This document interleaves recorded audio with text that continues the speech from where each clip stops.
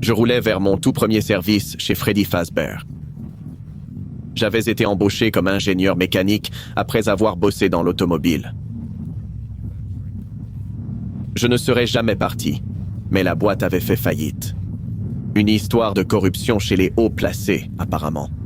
Mon nouveau boulot consistait à entretenir les animatroniques la nuit pour qu'ils fonctionnent bien le jour.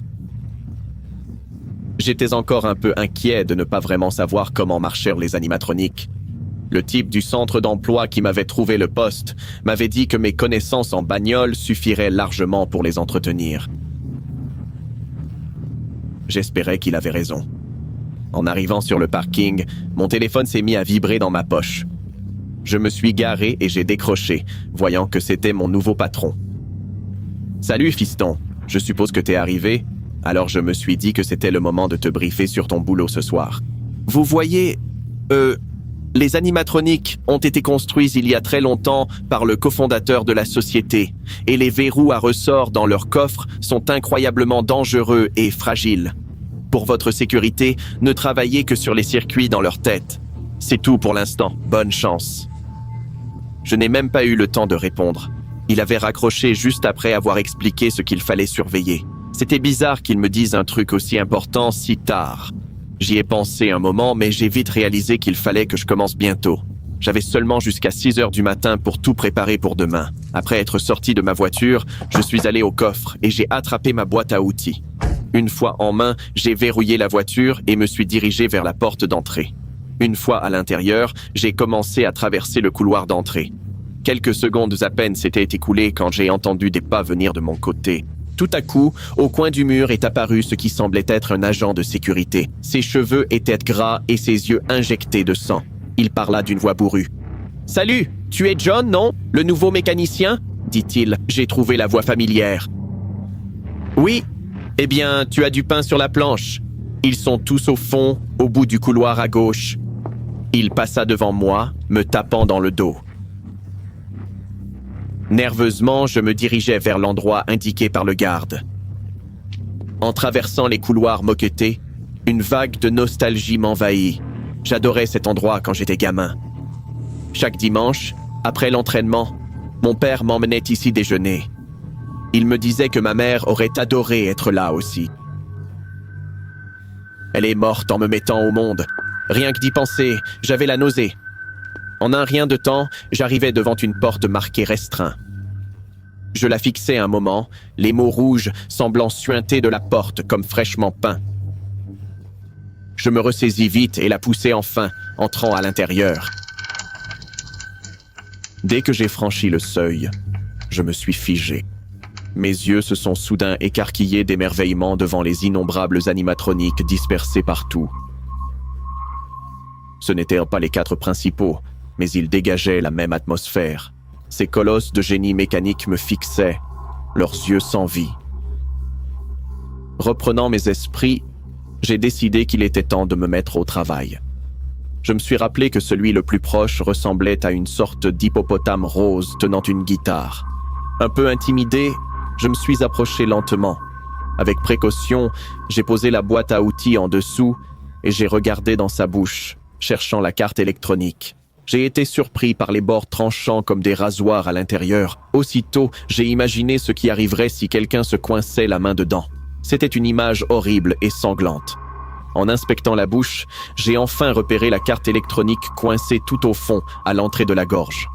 À ma grande surprise, je savais exactement quel outil utiliser pour la vérifier.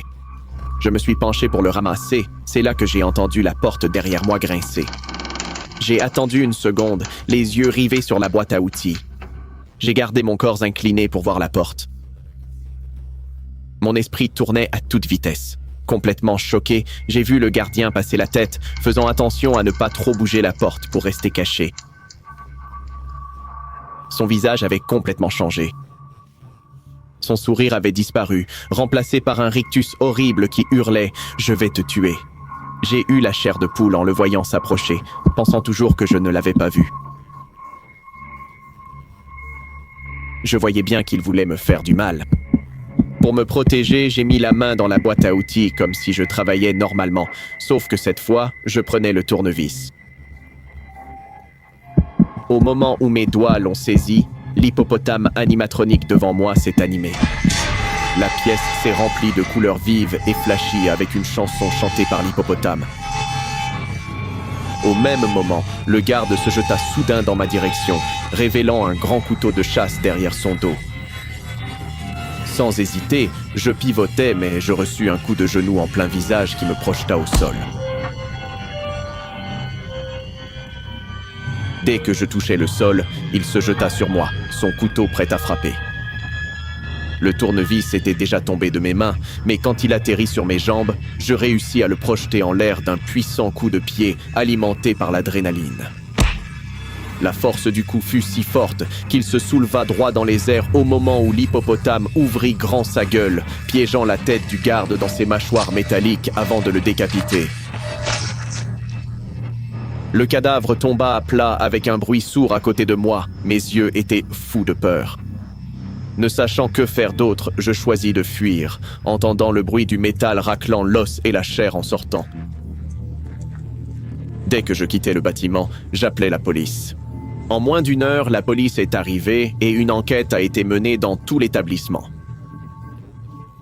J'ai eu des nouvelles dès le lendemain. Le corps avait disparu. Il n'y avait même pas de traces de sang. La seule chose déplacée était l'hippopotame animatronique. Il était tombé sur le devant.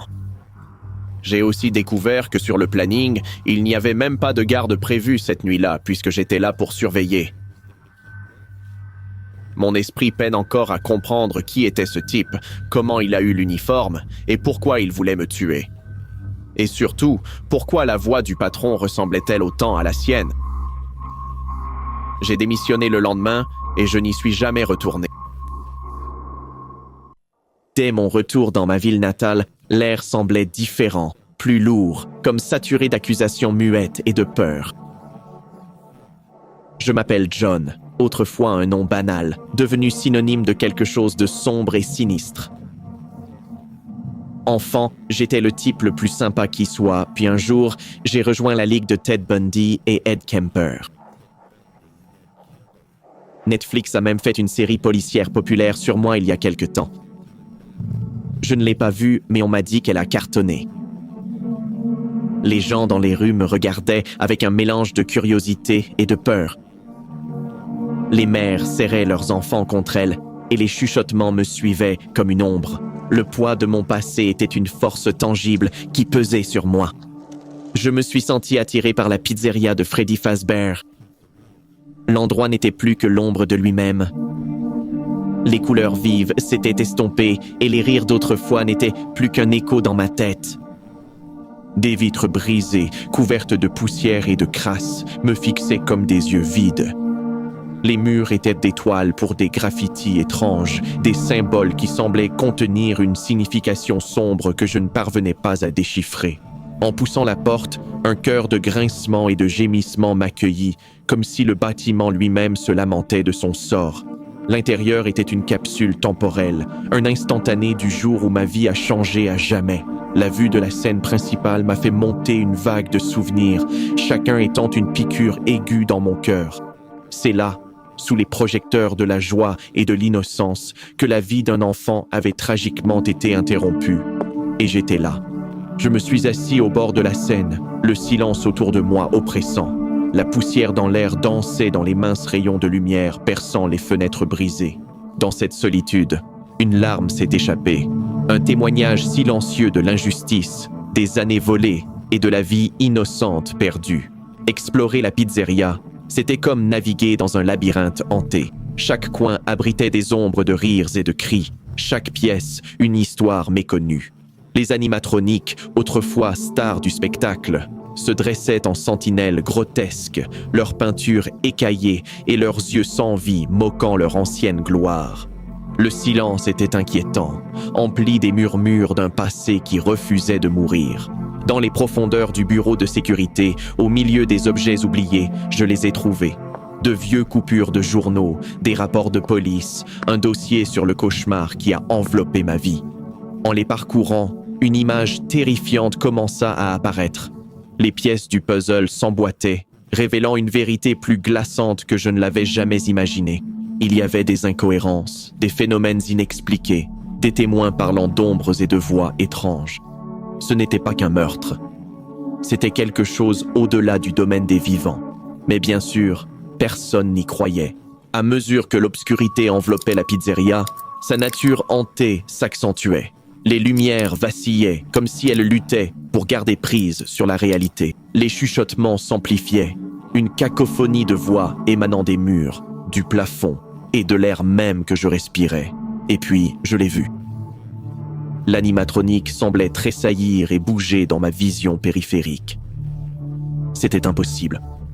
L'endroit était fermé depuis des décennies. Je me demandais si ce qui était sinistre cette nuit-là serait encore là.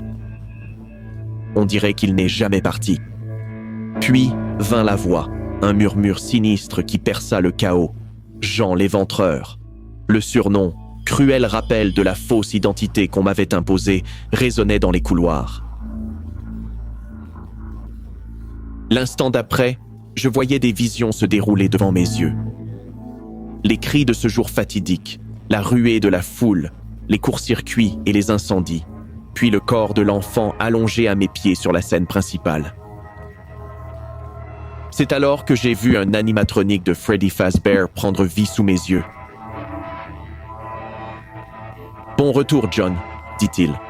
« De retour pour un deuxième round. » Je me tenais au cœur de la pizzeria, un homme trahi par les vivants et les morts. Je me suis préparé à l'affrontement qui m'attendait. Freddy bondit vers moi, ses vieilles pièces rouillées grinçant, ses yeux rouges vacillants. Ça m'avait déjà effrayé il y a 10 ans quand j'y travaillais. Mais maintenant, c'était tout droit sorti d'un cauchemar. Il m'avait pris au dépourvu à l'époque, m'accusant du meurtre de l'enfant, mais il ignorait que cette fois, j'étais venu préparé. J'ai sorti une poudre de ma poche et l'ai lancée devant moi comme une boule de neige. Freddy s'est arrêté net, paralysé. En prison, au milieu du désespoir et de la désolation, j'avais trouvé un mentor improbable, un codétenu mexicain qui m'avait murmuré d'anciens rituels et chants, des outils pour communiquer et, si besoin, combattre les morts. La pizzeria, devenue champ de bataille, résonnait du rire sinistre de l'esprit. Il appréciait le défi. Tous les autres animatroniques se sont animés aussi, leurs mouvements saccadés et contre nature. Alors qu'ils avançaient vers moi, leurs membres métalliques grinçants et bourdonnants, je me suis souvenu des paroles de mon codétenu, des incantations qu'il m'avait apprises. Ma voix, ferme malgré la terreur, emplissait l'air de chants anciens, une langue oubliée par le temps, mais que les morts se rappelaient. La poursuite était un cauchemar devenu réalité. Je me faufilais entre les tables et les jeux, les animatroniques à mes trousses sans relâche. Leurs expressions autrefois joyeuses étaient désormais tordues en rictus macabre. J'ai attiré les animatroniques vers la scène principale, le cœur de la pizzeria et l'épicentre de ma douleur. Mon temps en prison ne s'était pas limité à l'apprentissage des incantations. J'avais aussi appris 2 ou 3 choses sur l'électricité. Les jours précédant cette nuit, j'avais trafiqué le système électrique de la pizzeria, transformant la scène en piège mortel. L'affrontement était tendu, une danse avec la mort elle-même. Les animatroniques, leurs mouvements erratiques et violents, se refermaient sur moi. Mais je tins bon, scandant plus fort, ma voix résonnant dans la carcasse vide de la pizzeria. D'une dernière incantation et d'une décharge électrique, le piège se déclencha. Des arcs électriques brillants dansaient sur la scène, piégeant les animatroniques dans une toile de haute tension. Leurs mouvements devinrent spasmodiques, puis cessèrent complètement sous la puissance du courant. Dans cette lumière électrique, l'esprit se matérialisa enfin, sa forme un vortex tourbillonnant d'ombre. Il hurla de rage et de douleur, une symphonie glaçante des âmes tourmentées qu'il avait piégées. Mais les chants et le piège électrique furent trop puissants. Dans un dernier cri assourdissant, l'esprit se dissipa, s'évaporant comme brume au soleil.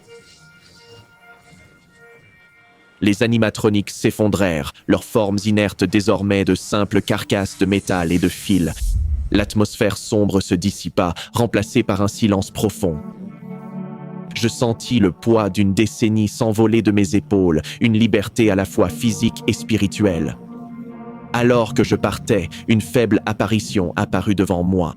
C'était l'enfant, la victime du jeu maléfique de l'esprit. Il me regarda, un sourire illuminant son visage éthéré, reconnaissance silencieuse de la vérité enfin révélée. Puis, comme un murmure dans le vent, il disparut. En sortant de chez Freddy Fazbear, l'air nocturne semblait différent, plus léger. Les étoiles brillaient plus fort, témoignage silencieux de la justice retrouvée. Je m'éloignais de la pizzeria, sans fardeau, libéré des chaînes d'un passé injuste et d'un présent hanté. La nuit m'enveloppait, non pas en éventreur, mais en John, un homme enfin en paix. Salut les gars, je m'appelle Tom. Comme vous, j'ai grandi en jouant à des jeux d'horreur.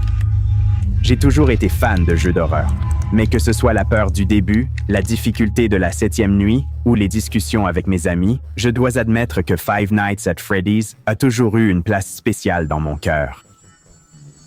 Vous imaginez mon excitation quand j'ai appris qu'ils avaient ouvert un restaurant inspiré de Five Nights at Freddy's près de chez moi. Dès l'ouverture, j'ai déposé mon CV.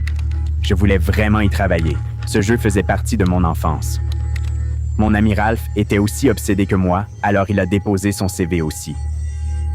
Après nos CV, on a eu un entretien de groupe où on a cartonné tous les deux. Peu après, on nous a dit qu'on était pris. Vous imaginez notre joie. Je ne savais pas que cette belle expérience deviendrait un cauchemar dont je ne pourrais jamais me réveiller. Tout a commencé lors de notre première semaine de travail. Comme je te l'ai dit, j'étais très heureux, mais Ralph, c'était autre chose. Il passait le meilleur moment de sa vie. Il adorait bosser au resto comme si c'était ce qui lui était arrivé de mieux. Toute la journée, il parlait de Five Nights at Freddy's et de la ressemblance avec le restaurant. À ce stade, il semblait même obsédé. Au travail, tout le monde se moquait de lui. Tout le monde lui posait des questions sur le jeu, juste pour le taquiner, et personne ne le prenait au sérieux. Ralph était mon ami, et j'étais le seul à savoir ce qu'il avait vécu plus jeune, donc ça ne me semblait pas juste de me moquer de lui. Mais tout le monde s'en fichait. Petit à petit, on s'est habitué au restaurant. Ralph, par contre, ne se calmait pas. L'écouter parler de sa petite obsession, c'était devenu une habitude. Tout était normal, jusqu'à ce jour-là. Ce jour-là, tout le monde bossait au resto. C'était un jour spécial. Tout le restaurant avait été loué pour la fête d'anniversaire d'un gosse de riche. La journée était difficile. On nous demandait des trucs sans arrêt. Et on a même dû se déguiser en animatronique du jeu vidéo. On était tous stressés, sauf Ralph. Lui seul aimait entrer dans le personnage, et il a joué jusqu'au départ des clients. J'ai remarqué qu'il y avait quelque chose de bizarre chez lui. Ses yeux semblaient vides, son regard était perdu. Dans leur innocence, les enfants s'amusaient, mais aucun ne remarquait qu'à côté d'eux, un visage terrifiant les fixait. Quand les enfants sont partis, on a commencé à préparer l'ouverture au public. Mais quelque chose s'est passé. Une mère s'est mise à courir partout dans le resto, paniquée, disant que son fils avait disparu. Le garçon n'avait pas plus de 5 ans, et d'après sa mère, il était plutôt timide et ne se serait jamais enfui tout seul. On a fouillé tout le restaurant. Pendant que certains sont partis le chercher dehors, on m'a envoyé le chercher au sous-sol. J'ai traversé l'endroit lentement, en écoutant bien pour voir si le garçon pleurait. Une fois en bas, le cauchemar a commencé. Quelqu'un en bas, dans le noir, est monté les escaliers pour fermer la porte. L'obscurité a envahi toute la pièce et on n'entendait plus que les pas de cette personne. Un pas après l'autre, après l'autre, après l'autre. Je ne savais pas qui c'était ni ce qu'il voulait, mais sa simple présence m'avait tellement effrayé que j'étais paralysé. Une fois redescendu, des lumières tamisées se sont allumées et ont révélé l'identité de la personne. C'était Ralph, mais quelque chose avait changé chez lui. Son visage était rouge et couvert de bleu. Son sourire était obsessionnel et ses yeux perdus dans la folie. Ralph était complètement fou. Ralph, tu as l'enfant, n'est-ce pas? Bien sûr que oui. Je l'ai laissé à Chica pour quand ce sera le moment. Il t'a parlé aussi, pas vrai? C'est peut-être pas la vraie Fazbear's Pizza, mais ce resto me parle depuis mon arrivée. Tu vois pas, Tom? Tout s'additionne. Ralph, dis-moi la vérité. T'as arrêté de prendre tes pilules? Peu importe. Ce qui compte, c'est que le resto m'a tout dit. Tu vois pas? La morsure de 87. Ce resto veut que je la recrée. Écoute, Ralph, tu feras rien à ce gamin. Tu sais que t'es malade. Faut prendre tes pilules, sinon les hallucinations reviennent. Tu te rappelles? Soudain, Ralph tendit la main et les lumières s'éteignirent. Peu à peu, j'ai recommencé à entendre ses pas dans le noir. Ses pas n'allaient dans aucune direction précise, mais m'entouraient. La pièce était complètement silencieuse, mais je sentais sa respiration lourde et ça me terrifiait encore plus. Tom, je crois que je suis un peu contrarié. Je ne veux pas te blesser, mais je crois que je vais le faire. Soudain, tous les animatroniques se sont allumés, comme télécommandés. Une musique entraînante et des mouvements ont envahi la pièce. Je savais que Ralph allait m'attaquer, mais je ne pensais qu'au garçon. Je me suis précipité vers Chica et j'ai sorti le garçon de sa bouche. Il avait les yeux fermés et une bosse sur la tête, mais il était vivant. Pendant ce temps, Ralph n'avait toujours pas bougé. Il marchait, me traquait, prêt à attaquer au bon moment. J'ai pris le garçon et j'ai couru aussi vite que possible.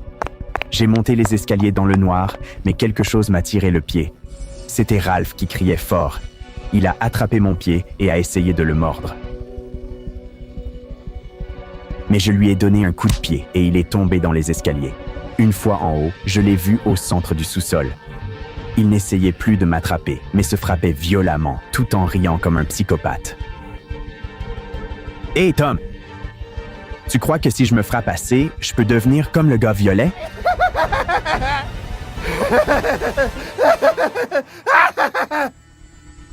Et voyant mon ami se frapper encore et encore sans s'arrêter, j'ai quitté les lieux et l'ai laissé enfermer. La famille du garçon fut très reconnaissante, mais inutile de dire que ce fut le dernier jour de Ralph à cet endroit. Quand la police est arrivée chez Ralph, sa famille était aussi morte par terre. Ils étaient morts depuis des jours. Ralph les a tués de ses propres poings. Apparemment, mon ami ne prenait pas le médicament qui stabilisait sa schizophrénie et il a commencé à croire que le restaurant était possédé. Ralph avait besoin d'aide professionnelle et aujourd'hui, il va mieux. De mon côté, je ne peux plus jamais jouer à Five Nights at Freddy's ni aller au restaurant. Je sais que c'est un endroit complètement ordinaire, mais chaque fois que j'y vais, je repense à Ralph me disant que le restaurant lui parlait. Je sais que c'est illogique et que ça n'a aucun sens, mais pourquoi prendre le risque? Je préfère même ne pas y aller.